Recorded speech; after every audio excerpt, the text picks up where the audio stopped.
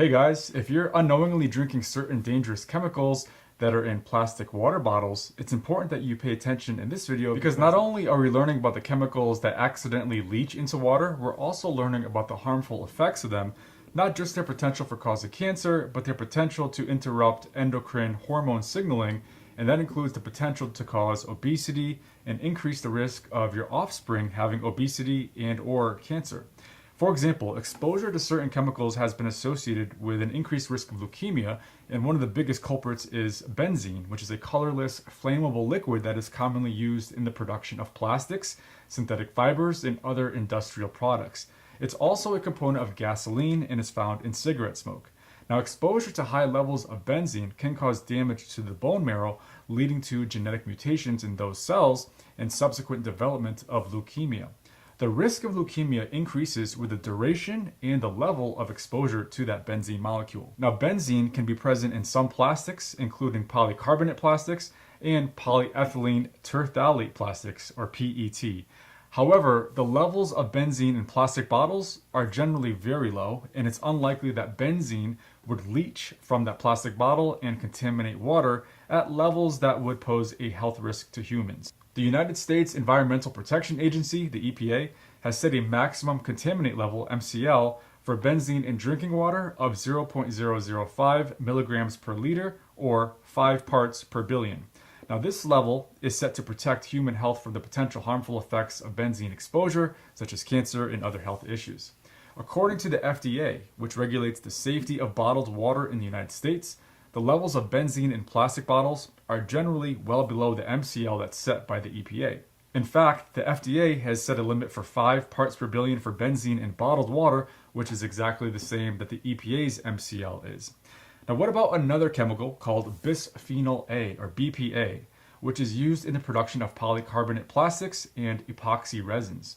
Polycarbonate plastics are often used for products such as water bottles, food containers, and other consumer goods, while epoxy resins are used as coatings for the inside of metal food cans and other food packaging.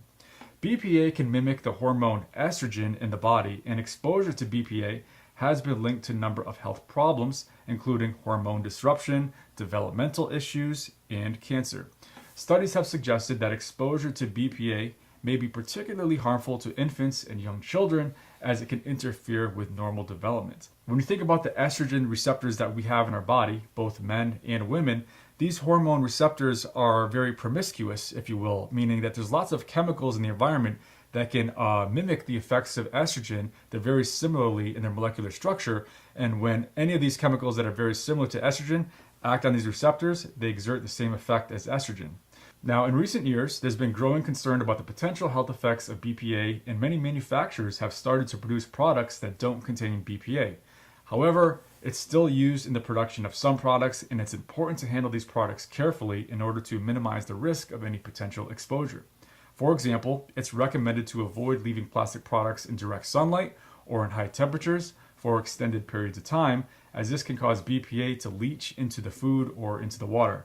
And that's why it's not a good idea to microwave plastic Tupperware. According to the FDA, the amount of BPA that can leach from polycarbonate plastic bottles into the water is very low. In fact, the FDA has set a limit of 5 parts per billion for BPA in bottled water, which is well below the level that is considered to be harmful to human health. The FDA also regulates the use of BPA in food contact materials, including water bottles, and has set strict guidelines for its use. Phthalates are commonly used in the production of vinyl products such as shower curtains, flooring, and upholstery. Phthalates can also be found in some plastic water bottles, particularly those made from polyvinyl chloride, or PVC. The amount of phthalates that can leach from plastic water bottles into the water depends on several factors, including the type of plastic used, the age of the bottle, and the temperature. The EPA has set a maximum contaminant level for phthalates in drinking water of 0.006 milligrams per liter, or 6 parts per billion. It's worth noting that many manufacturers of plastic water bottles have moved away from using PVC in favor of the other types of plastic that are considered to be safer, like I mentioned, PET or PP.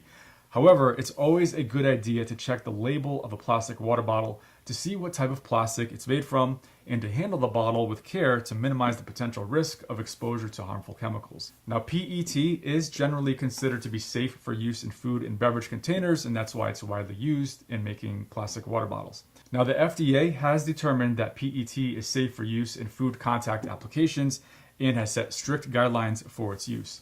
The FDA has also set limits on the amount of certain chemicals, such as antimony, that can be present in PET bottles. Polycarbonate, or PC, is a type of plastic that's been used in the production of plastic water bottles as well. It's also used in other products such as food containers, medical devices, and even electronic equipment.